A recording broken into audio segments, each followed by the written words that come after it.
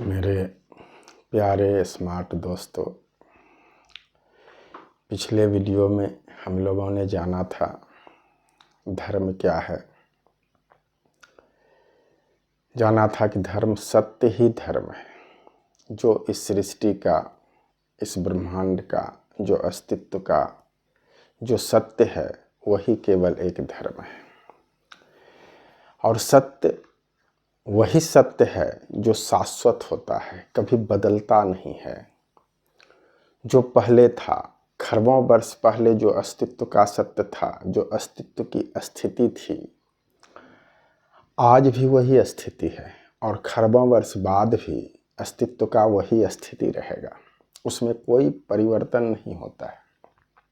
इसलिए हमारे ग्रंथों में कहा, ईश्वर अपरिवर्तनशील है, शाश्वत हैं, जो जैसा थे, जो सत्य जैसा है, जैसा था यह ब्रह्मांड वैसा ही रहेगा। जो भी बदलाव हम देखते हैं केवल इस प्रकाशकीय ब्रह्मांड में। यह जो हमारा प्रकाशकीय ब्रह्मांड है, यह अंधकार के केवल 17% के आसपास है, जिसको वैज्ञानिक बता रहा है कि हमारा जिस ब्रह्मांड में हम लोग रहते हैं, यह जो अंधकार है, अंधकार का केवल 17%। तो यह प्रकाशकीय ब्रह्मांड में कुछ भी बदलाव होगा तो इस प्रकाशकीय ब्रह्मांड में होगा। और इस ब्रह्मांड से परे जो है, अंधकार के बाहर जो ब्रह्मांड है, जो अस्तित्व जिसको हम कहते हैं, उसमें कभी भी कोई बदलाव संभव नहीं है। आज वैज्ञानिक डार्क मैटर, डार्क एनर्जी पर है। निश्चित है कि वैज्ञानिक डार्क मैटर को भी खोज लेगा और डार्क एनर्जी को भी खोज लेगा। जिस भी दिन विज्ञान इसको खोजेगा तो निश्चित है कि विज्ञान उससे आगे बढ़ेगा। तब विज्ञान को पता चलेगा वास्तविक में जो इससे आगे सृष्टि है वो अनंत सृष्टि का कभी कोई परिवर्तन नहीं होता है, बदलाव नहीं होता है। तो हम लोग इस सत्य के बारे में जान चुके थे कि सत्य यही है। और ईश्वर क्या है? तो हमारे वेदों में, शास्त्रों में इसके लिए एक और शब्द दिया, सत्यम शिवम सुंदरम। सत्य ही शिव है, शिव ही सुंदर है। यह शिव जैसा शब्द, यदि सृष्टि उत्पत्ति के पूर्व के शब्द को अगर कुछ लिया जाए तो संपूर्ण विश्व में शिव जैसा, शिव के समानता रखने वाला कोई दूसरा शब्द किसी भी भाषा में नहीं हो सकता है। जो उसका महत्व है, एक शब्द नहीं हो सकता है, कई शब्द मिला के उस शब्द को रखा जा सकता है। और वह जब विस्तारित होता है, जब स्फुटित होता है, जब स्फोट होता है, बिग बैंग होता है, तो वह ब्रह्मांड में जो फैलता है, सब जगह वो गॉड पार्टिकल, जिसको हम फील्ड कहते हैं, हिग्स फील्ड कहते हैं या गॉड पार्टिकल कहते हैं, जो वैकेंट होता है, वो हर जगह पूरे ब्रह्मांड में फैल जाता है। तो हर जगह फैलने का मतलब है कि हर जगह रमन करना। तो पहले जो कुछ नहीं था, ब्रह्मांड कुछ नहीं था, बस एक चैतन्यता थी, कुछ था ही नहीं, उसे शिव कहा जाता है। हमें यह जानना आवश्यक है कि संसार में ये तीन जो शब्द हैं, इसके समानता में किसी भी भाषा में इसकी समानता में कोई शब्द नहीं है। तीन स्थिति यह प्रकृति की सृष्टि की है जो मैं बता रहा हूँ। इन तीन शब्दों का कहाँ शिव, कहाँ राम, कहाँ कृष्ण का महत्व है शब्द का। बाकी हम शरीर को न लेंगे कि यह शरीर राम का है, कृष्ण का है, ये दशरथ का पुत्र है, इस भावों से परे हम कॉन्शसनेस की बात करते हैं, केवल कॉन्शसनेस। बाकी आप ऊर्जा देख रहे हैं, पिंड देख रहे हैं, ब्रह्मांड देख रहे हैं, इन सब को अलग रख के, शरीर को अलग रख के हम अभी जो शब्द की बात कर रहे हैं, केवल कॉन्शसनेस की। जो कुछ नहीं था, जो अस्तित्व ही है, वही शिव है। सत्यम, सत्य वही है, सत्यम शिवम सुंदरम। और जो स्फुटित है, जो सत्य है, जो कुछ नहीं है, जब स्फुटित होकर संपूर्ण अस्तित्व में एक निर्माण करता है इस ब्रह्मांड का, और इसमें पूरे जगह फैल जाता है वही अस्तित्व, एक वैकेंट, एक फील्ड, खाली वैकेंट फील्ड के रूप में, जिसे आज वैज्ञानिक हिग्स फील्ड के नाम से बता रहा है। तो उसी को जो सब जगह फैल गया, उसी को हमारे शब्दों में राम कहा गया। विज्ञान के शब्दों में से क्या कहा गया? जो कोई नाम ही नहीं है। वस्तुतः पूछिए, कहता है यदि ईश्वर अनाम है तो किस चीज़ का नाम है? मेरा कोई नाम है क्या? आपका कोई नाम है क्या? इस संसार में किसी भी चीज़ का कोई नाम है क्या? इस प्रकृति में कहीं लिखा हुआ है क्या ये सूर्य है, ये चंद्रमा है, और ये पृथ्वी है, और ये स्फोटाचार्ज है, और ये विस्फोटाचार्ज है, ये फलाना चार्ज है, ये ढकाना महाराज जी? वस्तुतः इन सब का कोई नाम नहीं है। नामाकरण इस संसार में हम सब करते हैं। हम सब नामाकरण नहीं करेंगे, नामाकरण तो वो काम ही नहीं चलेगा, चल ही नहीं सकता है। बड़ा अच्छा वो गाना मैंने एक सुना था, नाम न ले तो क्या कह के बुलाए, कैसे चलाए काम। अगर किसी का नाम न रखे तो काम चलेगा नहीं। इसीलिए हमारे ग्रंथों में ऋषियों ने क्या किया, किसी भी वस्तु का नाम, किसी भी चीज का नाम, किसी भी वैकेंट का नाम उसके गुण के अनुसार रखा जाता था। समानता और असमानता हमारे विज्ञान में शब्दों का अंतर होने का यही कारण है कि हमारे यहाँ जो देखते थे ऋषि, उसका जो नामकरण करते थे उसके गुण के आधार पर उसका शब्द दिया जाता था। परंतु विज्ञान जो रिसर्च करके उसी चीज को पाता है तो उसका नाम उसके गुण पर आधारित ना होकर उस वैज्ञानिक के नाम पर उसका नामकरण कर दिया जाता है कि इसने इसको खोजा, इसने इसको जाना। यही अंतर है। तो हम लोग जान गए हैं सत्य क्या है, तो सत्य अस्तित्व है, अस्तित्व शिव है। वही शिव जब स्फुटित होकर पूरे ब्रह्मांड में फैलता है तो इस फैलना शब्द को हमारे ग्रंथों ऋषियों ने कहा राम। राम का अर्थ है सर्वत्र रमन्ते इति राम। यह सूत्र दिया है हमारे संतों ने शास्त्रों में, सर्वत्र रमन्ते इति राम। जो हर जगह रमन कर रहा है, जो हर जगह है, एक समान ऊर्जा के साथ हर जगह है। जैसे आज हिग्स फील्ड के बारे में बता रहा है, ग्रेविटेशनल फील्ड है, इलेक्ट्रोमैग्नेटिक फील्ड है, सबों का जो उसका जो एक कैपेसिटी है, एक पावर है, सबका अलग अलग हो जाता है हर जगह। ब्रह्मांड के हर एक क्षेत्र में सबका अलग अलग कैपेसिटी होता है। परंतु विज्ञान कहता है जो हिग्स फील्ड है उसका जो कैपेसिटी है ब्रह्मांड में किसी भी जगह पर एक ही जैसा होगा। जैसा हमारे कमरे में है वैसा ही ब्रह्मांड के किसी भी क्षेत्र में होगा। तो उसी शब्द को हमारे ग्रंथों में राम शब्द कहा गया, सर्वत्र रमन्ते इति राम। जो सब जगह हर एक कण कण में एक जैसा व्याप्त हो, एक ही ऊर्जा के साथ व्याप्त हो, एक ही शक्ति के साथ व्याप्त हो, एक ही गुण के साथ व्याप्त हो, उसे राम कहते हैं। घट घट में जो रम रहा उसको राम पहचान।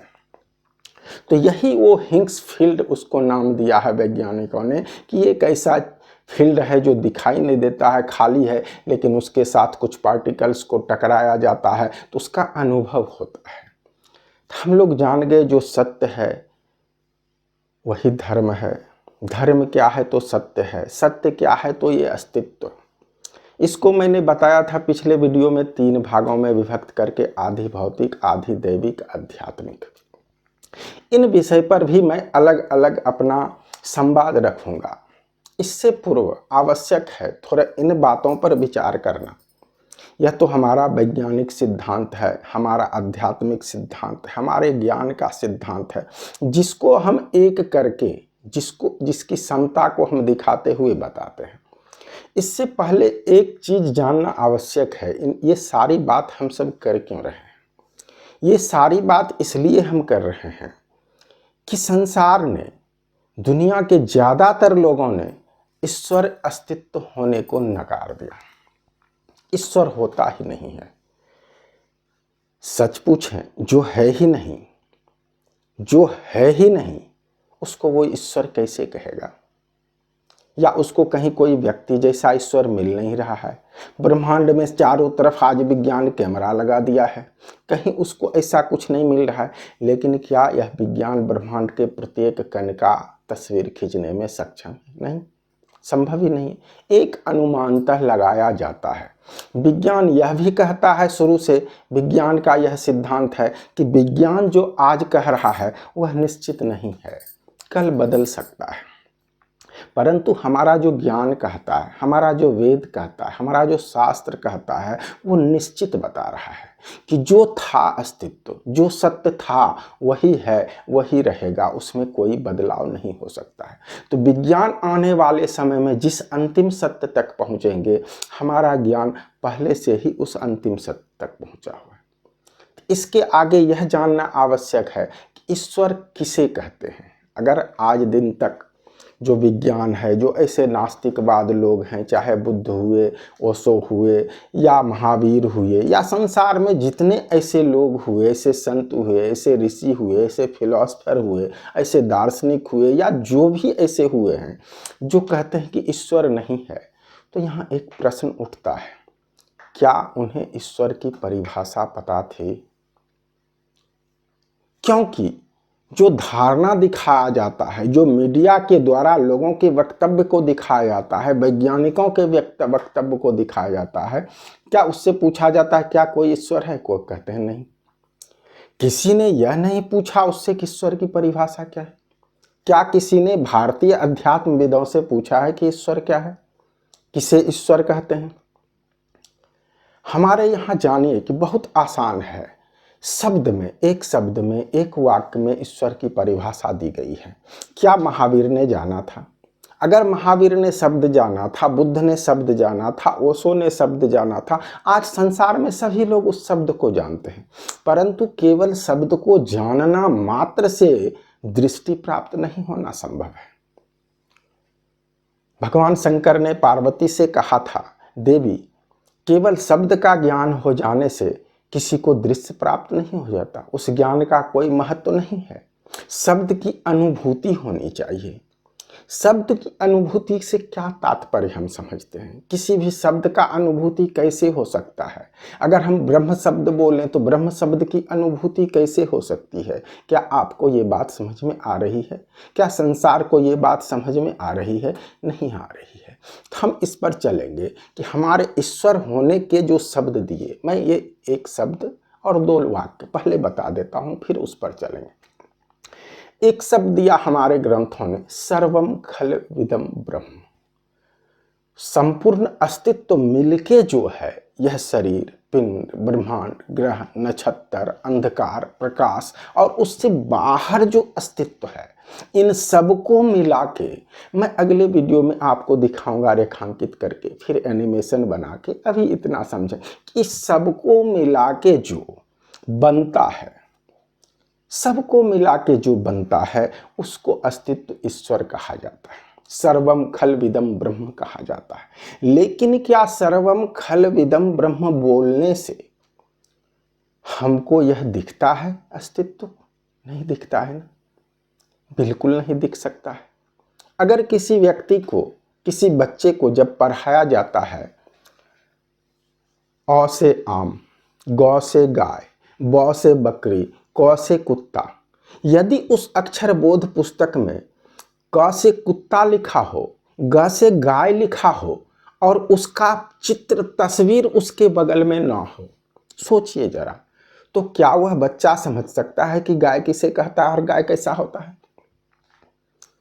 मान लीजिए कि हम भारत में रहते हैं, हम मान लीजिए किसी एक शहर में रहते हैं, मान लीजिए हम बिहार में रहते हैं, पटना में रहते हैं या दिल्ली में रहते हैं, और हम कभी पूना नहीं गए हैं, हम कभी मुंबई नहीं गए हैं, तो हमारे दिमाग में उसकी छवि बन नहीं सकती। मान लीजिए आप किसी शहर में गए हैं, आप सभी शहर में गए होंगे, कोई भी शहर का नाम बोलूँगा, हो सकता है आप में से कोई ना कोई तो ज़रूर उस शहर में गया होगा, तो आप जो मैं बताने जा रहा हूँ आपके साथ हो सकता है वह घटना घटित ना हो। इसलिए मैं एक ऐसा जगह का नाम बोलूँगा, ऐसा जगह का नाम बताऊंगा जो संसार के लिस्ट में है ही नहीं, कोई देखा ही नहीं होगा। अगर कोई कहे कि हम पूरा विश्व घूम लिए हैं, पूरे धरती पर घूम लिए हैं, उसको भी ये देश कहीं मिलने वाला नहीं है। अगर मैं आपको कहूँ कि आप अपना घर देखिए, आपका घर, यह शब्द बोलने से आपका घर आपके मस्तिष्क में अंधकार में ही क्यों ना एक छवि आपके घर की बनती है। क्यों बनती है छवि? क्योंकि आपने अपने घर को देखा है। तो मानव का जो ये मस्तिष्क है, उस चीज को रिमेंबर रखा है जो वर्तमान में देख रहा है, वर्तमान में जो देखा है, जो तत्काल रिसेंटली उसके दिमाग में छवि बनी हुई है, उसको वो देख पाता है। हमने तो सभी जगह को देखा है, लेकिन वो हमारे रिमेंबर में नहीं रहता है। अगर मैं किसी को, मान लीजिए हम लोग सब जगह घूमेंगे, मैं बोल दूं एक देश का नाम है स्फोट कंट्री। अब निश्चित है कि स्फोट कंट्री नाम का कोई देश नहीं है और आपको स्फोट कंट्री देखने के लिए बोला जा रहा है, तो आपके मस्तिष्क में कोई छवि ही नहीं बनेगा, आपके दिमाग में, हमारे दिमाग में कोई छवि भी नहीं बनेगा। इसका कारण क्या है? इसका कारण यही है कि हम लोगों को इस शब्द की अनुभूति प्राप्त नहीं हुई है। हम लोगों को यह शब्द दृश्यात्मक नहीं हो रहा है। जैसे पिता माता बोलने से ही हमारे मस्तिष्क में माता पिता पुत्र संतान भाई दोस्त मित्र शहर गांव जो हम देखे हैं उसकी छवि बन जाती है, परंतु जो हम कभी देखे ही नहीं हैं उसकी छवि नहीं बनती हमारे मस्तिष्क में। इसीलिए समस्या है कि यदि हम सर्वम खलविदम बोलते हैं, सर्वम खलविदम ब्रह्म बोलते हैं, तो हमारे अंदर, हमारे मस्तिष्क में कोई छवि नहीं बनती है। इसीलिए हम कह देते हैं कि ईश्वर को कैसे जानेंगे, कैसे पाएंगे। इस अस्तित्व को भी मैं रेखांकित करके दिखाऊंगा। दूसरा वाक्य दिया है हमारे ऋषियों ने, महाब्रह्मांडी चेतना पर ब्रह्म है, पिंड की परिधि में जो कार्य करता है वही सत्ता आत्मा है। यानी संपूर्ण ब्रह्मांड में जो एनर्जी है, महाब्रह्मांडी चेतना, संपूर्ण ब्रह्मांड में अस्तित्व में जो एनर्जी है, वो एनर्जी को पर ब्रह्म कहा जाता है।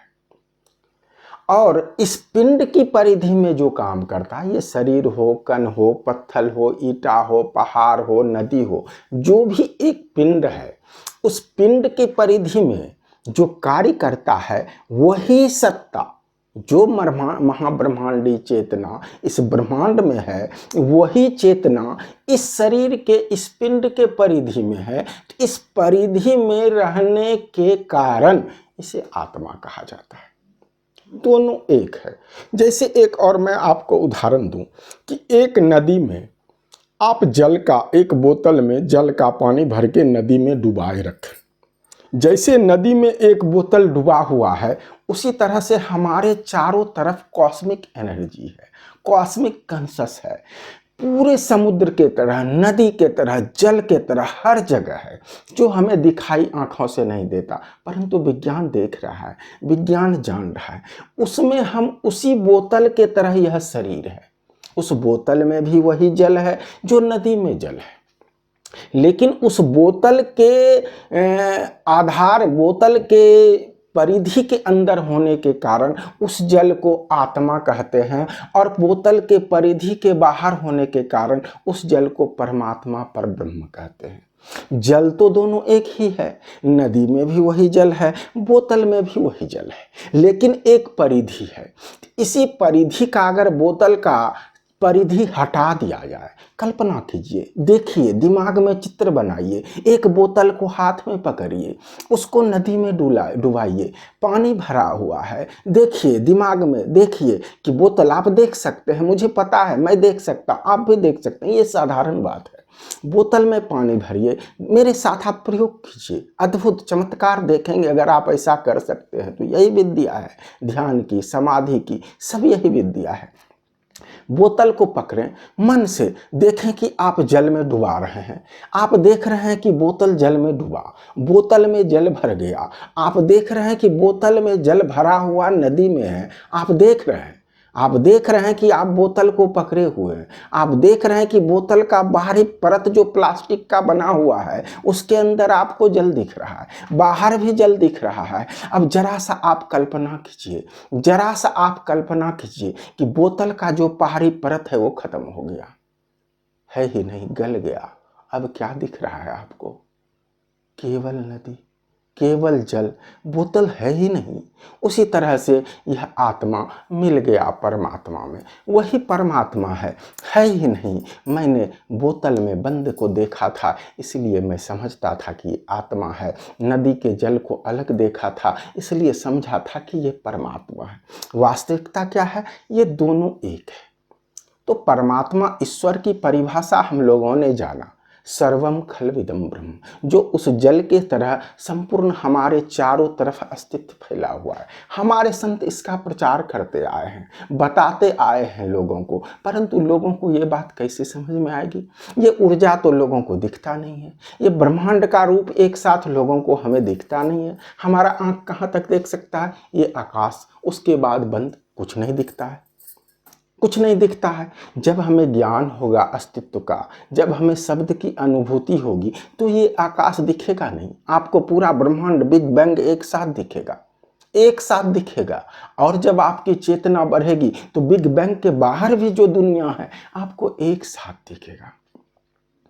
हम ये ईश्वर के बारे में, ब्रह्म के बारे में हमारे संतों ने, वेदों ने, ऋषियों ने यह परिभाषा दिया, यह उन्होंने बताया। अब कुछ बातें और जानना इसके संबंध में आवश्यक है कि लोग समझते हैं ईश्वर इजकल टू भगवान, इजकल टू देवता, इजकल टू परमात्मा, इजकल टू आत्मा। ये मुख्य बात यह भी है, यह भी जानना हमारे लिए आवश्यक है, ईश्वर क्या है, परमात्मा क्या है, आत्मा क्या है, भगवान क्या है, देवता क्या है। परमात्मा, ईश्वर को एक कहा गया। परमात्मा और ईश्वर दोनों शब्द एक है, दोनों में कोई भेद नहीं है, परंतु भगवान और ईश्वर में भेद है। हम जान गए कि परमात्मा इजकल टू ईश्वर, लेकिन जैसे भगवान की बात करते हैं तो भगवान में भेद है, हम उसे भगवान नहीं कह सकते हैं, हम उस ईश्वर को देवता नहीं कह सकते हैं, भेद है। हम उसे परमात्मा को आत्मा कह सकते हैं, लेकिन परमात्मा को हम भगवान और देवता नहीं कह सकते हैं। तो तीन बातें आती है, ईश्वर, भगवान और देवता। आत्मा परमात्मा एक हो गया, ईश्वर और ब्रह्म एक हो गया। शंकराचार्य ने भूल किया था, मुझे आदि गुरु शंकराचार्य के बारे में नहीं ही बोलना चाहिए। हमारे संस्कृति में, भारत में शंकराचार्य का, भगवान शंकराचार्य का एक पद है, परंतु बोलने के क्रम में जो यथार्थ है, जहाँ जो भ्रम है, भगवान शंकराचार्य ने ईश्वर और ब्रह्म को अलग बता दिया था। ब्रह्म को इस प्रकृति में उतरने की प्रक्रिया को ईश्वर कहा था। वही ब्रह्म, वही चेतना जब प्रकृति में आती है तो उसे ईश्वर कहते हैं। उन्होंने ऐसा कह दिया था, परंतु ऐसा है नहीं। वास्तविकता क्या है? ईश्वर परमात्मा एक है, ईश्वर परमात्मा आत्मा एक है, भगवान और देवता भिन्न है। अब हम जानेंगे थोड़ा सा इस विषय पर कि भगवान कौन है, किसे भगवान कहते हैं। थोड़ा सा मैं इस पर विचार देना चाहूँगा, इस पर दृष्टि डालना चाहूँगा कि सोचिए कि संसार में जिसे हम भगवान कहते हैं, जिसे हमने भगवान का दर्जा दिया, क्या हुआ? आज संसार, आप छोड़ दीजिए जो हिंदू सनातनी कहते हैं राम भगवान, कृष्ण भगवान, विष्णु भगवान, शंकर भगवान, आप इनकी बातों को छोड़ दीजिए। आज दुनिया का 80%, 75% लोग संसार बुद्ध को भगवान कह रहा है, महावीर को भगवान कह रहा है। तो आप समझ रहे हैं भगवान की क्या परिभाषा है? भगवान की परिभाषा यह है कि ऐसा मानव जो साधारण सामान्य मानव से श्रेष्ठ हो, ऐसा मानव जो सामान्य कार्यों को ना कर सके, ऐसा मानव जो असामान्य कार्यों को ना कर सके, वह जो कार्य कर दे वह भगवान, वह असामान्य मानव होता है। संसार में ऐसे बहुत सारे लोग आए, बहुत सारे लोग आए। आपने बुद्ध को यूं ही भगवान नहीं कह दिया, आपने महावीर को यूं ही भगवान नहीं कह दिया, आपने जीसस को यूं ही भगवान नहीं कह दिया, आपने पैगंबर को यूं ही भगवान या पैगंबर का मुराद अवतार, ये उसका संत दूतवाहक यूं ही नहीं कह दिया। उसका कारण यह है कि जो कार्य सामान्य व्यक्ति नहीं कर सके और कोई मनुष्य जब उस विशेष कार्य को कर देता है जो संसार में कोई न कर सके, उसे भगवान कहा जाता है। जैसे मान लीजिए आपको बहुत दुख है, बहुत पीड़ा है, आपकी बहन है, बेटी है, उसकी शादी होनी है, उम्र हो गया, शादी लग गया है, लेकिन आपके पास पैसा नहीं है उसकी शादी के लिए। आपको कोई रिश्तेदार भी देने से इनकार कर दिया, आपको समाज भी देने से इनकार कर दिया। अब कोई उपाय नहीं है, आप सर पकड़ के बैठे हैं, रो रहे हैं हम कि बेटी का शादी कैसे होगा, अब तो बेइज्जती होगी, समाज क्या कहेगा।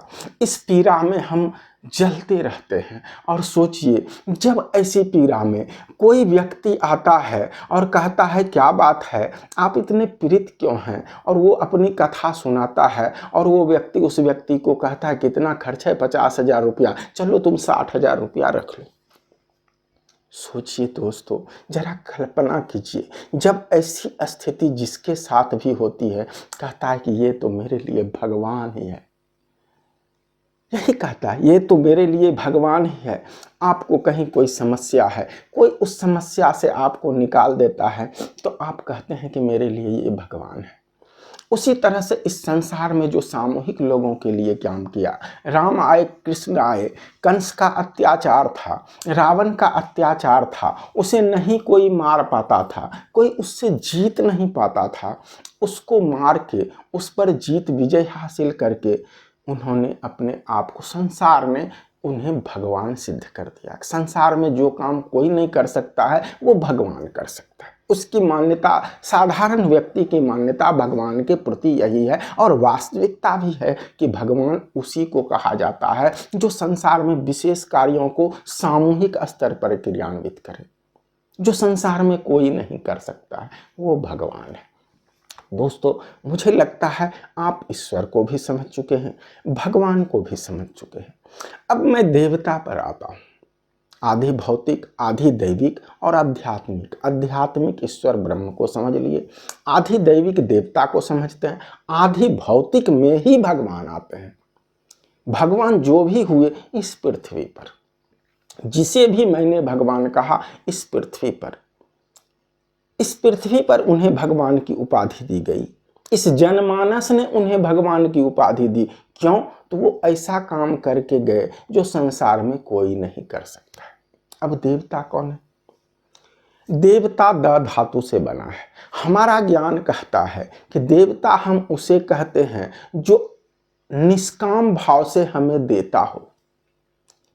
सोचिए दोस्तों, यदि कोई हो और आपसे काम कुछ न लेता हो, बस यूं केवल आपको देता हो, रोज आके दे देता हो, आप क्या कहेंगे? कहेंगे साधारण भाषा में या तो भगवान है या तो देवता है, रोज देता हो। तो देवता का काम है निष्काम रूप से देना। आदि दैविक हमारे यहाँ सूर्य को भगवान माना गया है। ग्रह बृहस्पति, सूर्य, जितने ग्रह नक्षत्र हैं सबको भगवान देवता माना गया है। क्यों माना गया है? इसलिए देवता कहा जाता है उनको। ये सभी सूर्य ग्रह और सब ग्रहों का तो लोग नहीं देख पाते हैं कि चंद्रमा से प्रकाश आता है, सूर्य से प्रकाश आता है, तारा से प्रकाश आता है, और ग्रह से तो प्रकाश नहीं आता है, तो उसका कैसे लोग समझेगा? तो हम चलिए सूर्य और चंद्रमा से हम आपको इसका करते हैं थोड़ा सा। यह सूर्य देवता, सनातनियों ने, हिंदुओं ने कहा कि यह सूर्य भगवान है, देवता है। कैसे देवता हैं? तो ये हमें प्रकाश ऊर्जा प्रदान करते हैं, हमें प्राण प्रदान करते हैं और हमेशा देते ही रहते हैं। इसके बदले हमसे कुछ नहीं मांगते हैं, कुछ नहीं मांगते हैं। ये वायु देवता हमें प्राण स्पंदित देते हैं, स्पंदन देते हैं, श्वास देते हैं। ये प्राण, ये जल देवता, ये हमें प्यास हमारी बुझाते हैं, देते रहते हैं। उसके बदले हम जल को क्या देते हैं? हमसे जल क्या मांगता है? ये वायु देवता हमसे वायु के बदले क्या मांगता है? ये अग्नि देवता, सूर्य देवता अपने ताप के बदले, अपने उष्मा के बदले, अपने ऊर्जा के बदले हमसे क्यों मांगता है? कुछ नहीं मांगता है। दोस्तों, इसे ही देवता कहते हैं, जो निष्काम भाव से आपको देता हो। अगर कहेंगे ये हिंदू की देवता है, तो इसका प्रकाश तो मुसलमान पर, ईसाई पर, यहूदी पर, बौद्ध पर, जैनों पर नहीं पड़ना चाहिए। दोस्तों, हमारा ज्ञान, हमारा धर्म, हमारा सत्य धर्म सार्वभौम है। दोस्तों, ये देवता किसी जातिवाद, मतवाद, पंथवाद का नहीं है। हिंदू रहे, मुस्लिम रहे, सिख रहे, ईसाई रहे, यहूदी रहे, यूहन्ना रहे, बौद्ध रहे, या कोई भी जैन रहे, या कोई भी धर्म का रहे न रहे, दोस्तों, कीड़े मकोड़े, जिस कीड़े को हम देख भी नहीं पाते हैं, उसको भी प्रकाश, जल और वायु ये देता है अपना। ये आकाश जिसे हम नहीं देख सकते हैं, वह भी अपनी ऊर्जा हमें देता है। तो जो अनवरत इस तरह से कई ग्रह नक्षत्र हैं, हमारे ग्रंथों में कहा 33 कोटि देवी देवता है। कई लोग कोटि का अर्थ करोड़ भी समझते हैं, कई लोग कोटि का अर्थ प्रकार भी समझते हैं। अगर हम प्रकार भी समझ लें तो कोई आपत्ति नहीं, अगर हम करोड़ भी समझ लें तो कोई आपत्ति नहीं, क्योंकि 33 प्रकार का मतलब है हमारे देवता जैसे ग्रह है, नक्षत्र है, पिंड है, यक्ष है, गंधर्व है, किन्नर है, नाग है, अनेक प्रकार के इस तरह के प्रजाति हैं जो हमें अनंत देते रहता है, जो 33 प्रकार के हैं। परंतु अगर करोड़ कोटि का मतलब समझेंगे तो जितने पिंड इस संसार में है, केवल अगर स्टार को ही पिंड समझ ले मेरे दोस्तों, तो इतना है कि 33 करोड़ की गिनती तो उसके सामने है। पता नहीं आप विद्वान हैं, 33 करोड़ की गिनती उसके सामने कुछ नहीं है। प्रत्येक पिंड से सभी जीवों को प्रत्येक क्षण कुछ न कुछ आता है और कुछ न कुछ जाता है। वैज्ञानिक इस बात को सिद्ध कर चुका है कि यह पिंड, सभी पिंडों से कोई न कोई जो प्रकाश का रे चल रहा है, लगता है कि ये बड़ा से बड़ा बोझा ढो के ले जा रहा है, ले आता है और फिर उसको छोड़ के कुछ और ले जाता है। तो दोस्तों, इस तरह से हमारे शरीर पर, सभी जीवों के मस्तिष्क पर, शरीर पर, विचार पर, सभी ग्रह नक्षत्र का, सभी पिंडों का प्रभाव पड़ता है, जिसे हमारे ग्रंथों में ज्योतिष विद्या के द्वारा बताया गया है। हमारा आध्यात्मिक क्षेत्र के बाद हमारे ग्रंथों में ज्योतिष का बहुत बड़ा महत्व है।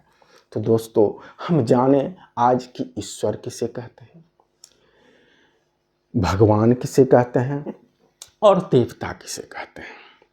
मुझे लगता है कोई आपको इसमें संदेह नहीं रह जाएगा कि ईश्वर क्या है, भगवान क्या है, देवता क्या है। भगवान के कार्यों को आप समझ गए, देवता के कार्यों को आप समझ गए, परंतु ईश्वर के कार्यों को समझ के भी आप नहीं समझ पाए हैं। ईश्वर का परिभाषा क्या है, ईश्वर कहते किसे हैं। आज स्टीफन हॉकिंस या जितने ऐसे ऐसे वैज्ञानिक हुए, बिग बैंग को खोज के कहते हैं, पूछता है उससे कोई ईश्वर है, कहता है नहीं। मैं दावा दे सकता हूँ, मैं कह सकता हूँ कि निश्चित ही उन्हें ईश्वर का परिभाषा पता नहीं। अगर पता है तो वो उस शब्द को नहीं समझे। जैसे कि मैंने शुरुआती दौर में वर्णन किया, शब्द हम जान तो जाते हैं, लेकिन उस शब्द की हमें अनुभूति नहीं हो पाती है, उस शब्द का हमें दृश्य नहीं मिल पाता है, इसलिए हम उसको नहीं जान पाते हैं। ईश्वर का कार्य क्या है? ईश्वर का कार्य केवल संपूर्ण अस्तित्व को ऊर्जा प्रदान करना है, अस्तित्व का उस ऊर्जा के कारण नियम प्रदान करना है, जिसमें हम जानते हैं आइंस्टीन का नियम, न्यूटन का नियम, ये सभी नियम है। हम अब उस नियम के आधार पर यह सारा ब्रह्मांड, उस गति के आधार पर ये सारा ब्रह्मांड संचालित होता है। जैसे कि एक बिजली को देख लीजिए, उस बिजली से हम थोड़ा सा तुलना करते हैं उसके कार्यों की गति। एक विद्युत पंखा में ही है, एक विद्युत लाइट में ही है भी है, एक विद्युत आपके फ्रिज में भी है, एक विद्युत आपके गाड़ी में भी है, लेकिन विद्युत तो एक ही है, कार्य अलग अलग क्यों होता है? विद्युत तो एक है। तो विद्युत का काम है केवल ऊर्जा प्रदान करना, और जो यंत्र जैसा होता है वैसा यंत्र उस विद्युत को पाकर वैसा काम करता है।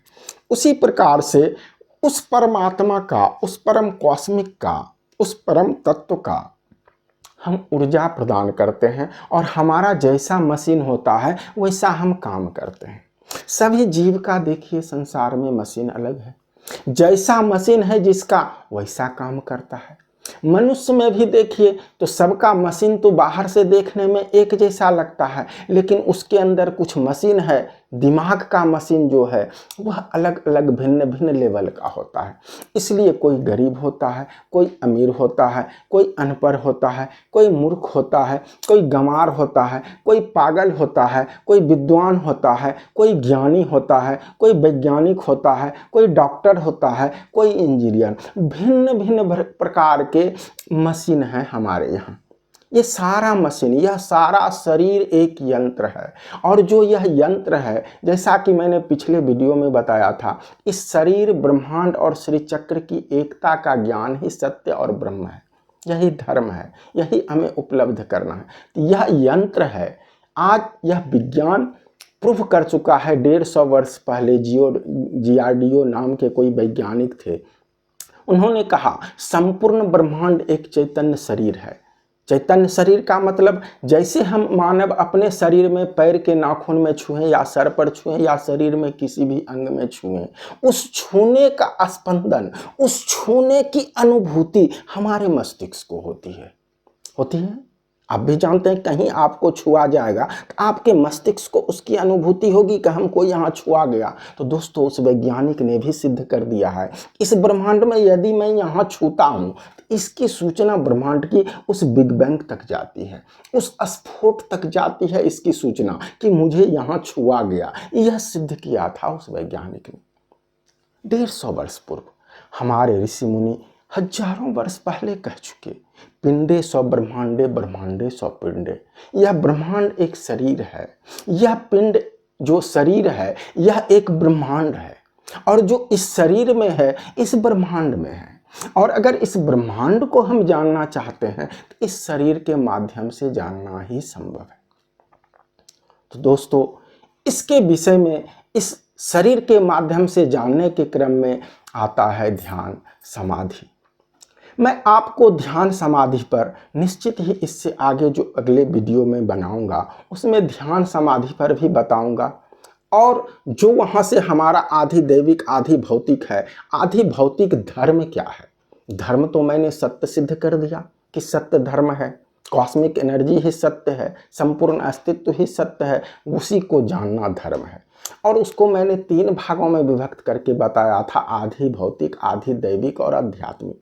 तो मैं बताऊंगा कि हमारा भौतिक धर्म क्या है, अगले वीडियो में बताऊंगा हमारा भौतिक धर्म क्या है, हमारा दैविक धर्म क्या है और हमारा आध्यात्मिक धर्म क्या है, तीनों कैसे क्रियान्वित होती है। और इस बातों पर भी मैं आपको दृष्टि डालूंगा। मैं आशा करता हूं कि आप हमारे बातों को समझते होंगे। मुझे विश्वास है कि आप समझते होंगे। मुझे विश्वास है कि अगर वैज्ञानिक भी हमारे बातों को सुने तो निश्चित वो समझेंगे कि मैं क्या कह रहा हूँ। क्योंकि आज दिन तक हो सकता है, संभव है कि लोगों ने जो सुना वो हमारे यहाँ जो निम्न स्तर की बात है, निम्न स्तर के श्रद्धा और विश्वास की बात है, निम्न स्तर के भगवान और पूजा पाठ की जो बात है, उसको लोग समझ रहे हैं ईश्वर। तो मैं कहता हूं कि ये संसार ईश्वरीय परिभाषा से अनभिज्ञ है। मैंने आपको ईश्वर की परिभाषा बता दी, भगवान की बात परिभाषा बता दी, देवताओं की परिभाषा बता दी। अब अगले संवाद में मैं आपको बताऊंगा ध्यान क्या है, समाधि क्या है, फिर आगे भी बताऊंगा ध्यान कैसे करें, समाधि में हम कैसे जाएं। अनेक प्रकार दिए गए हैं, अनेक संत आए, अनेक प्रकार दिया ध्यान का, उसका गिनती नहीं है। परंतु जो आसानी से प्राप्त हो सके, जो कम समय में प्राप्त हो सके, जिसे सभी लोग समझ सके, ऐसे विधि का मैं प्रयोग करूंगा। जो मेरा कोई विधि नहीं होगा, ऐसा हम कह सकते हैं कि उसका कोई विधि ही नहीं है, ऐसा हम कह सकते हैं कि उसका कोई नियम ही नहीं है। मैं आपसे ही पूछूंगा कि आप किस स्तर पर हैं। मैं जानना चाहूँगा कि आप किस स्तर पर हैं। आपके बातों से, आपके प्रश्नों से, आपके शब्दों से मैं जान पाऊंगा कि आपकी स्थिति क्या है। तो दोस्तों आप जिस स्थिति में हैं, जहां हैं, जो कुछ भी करते हैं, अलग से कुछ नहीं करना होगा। हमारे इस सिद्धांत के, ब्रह्मांडीय सिद्धांत के, सत्य धर्म के मूल सिद्धांत के आधार पर आप जो करते हैं वह करते हुए आप ईश्वर का साक्षात्कार और ईश्वर का ज्ञान और जीवन को संपूर्ण सुख की अनुभूति प्राप्त कर सकेंगे। धन्यवाद। ओम।